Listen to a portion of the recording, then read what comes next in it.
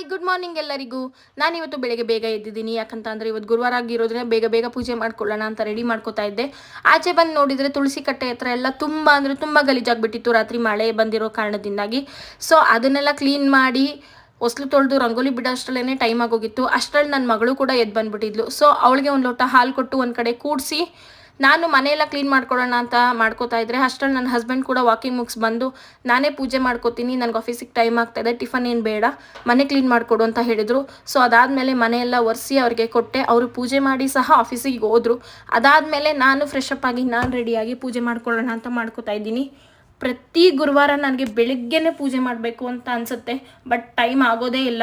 ಏನಾದರೂ ಒಂದು ಪ್ರಾಬ್ಲಮ್ ಆಗ್ತಾನೆ ಇರುತ್ತೆ. ಈ ಗುರುವಾರನಾದರೂ ಬೆಳಗ್ಗೆ ಪೂಜೆ ಮಾಡೋಣ ಅಂತ ಅಂದ್ಕೊಂಡಿದ್ದೆ. ಹಾಗೂ 9 ಗಂಟೆ ಆಗೋಯ್ತು.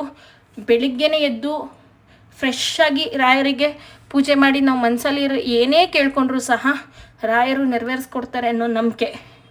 ಹಾಗಾಗಿ ಬೆಳಿಗ್ಗೆನೇ ಪೂಜೆ ಮಾಡೋಣ ಅಂತ ಟ್ರೈ ಮಾಡ್ತಾಯಿದ್ದೀನಿ. ಆದರೂ ಕೂಡ ಇವತ್ತು ಸ್ವಲ್ಪ ಲೇಟ್ ಆಯಿತು, ಪರವಾಗಿಲ್ಲ. ನಾನು ಪೂಜೆ ಎಲ್ಲ ಮಾಡಿ ಮುಗಿಸೋ ಅಷ್ಟರಲ್ಲಿ ನನ್ನ ಮಗಳು ಕೂಡ ನಾನು ಪೂಜೆ ಮಾಡ್ತೀನಿ ಮಮ್ಮಿ ಅಂತ ಹೇಳಿ ಅವಳು ಕೂಡ ದೇವ್ರ ಮನೇಲಿ ಪೂಜೆ ಮಾಡ್ತಾಯಿದ್ಲು. ಸೊ ಅದನ್ನು ನೋಡಿ ನಂಗೆ ಖುಷಿ ಆಯಿತು, ಯಾಕಂದರೆ ಅವಳು ಕೂಡ ರಾಯರ ಭಕ್ತೆ ಆಗ್ತಾ ಇದ್ದಾಳೆ. ಹಾಗಾಗಿ ಸೊ ಇದು ಇವತ್ತಿನ ನನ್ನ vlog. Thank you for watching.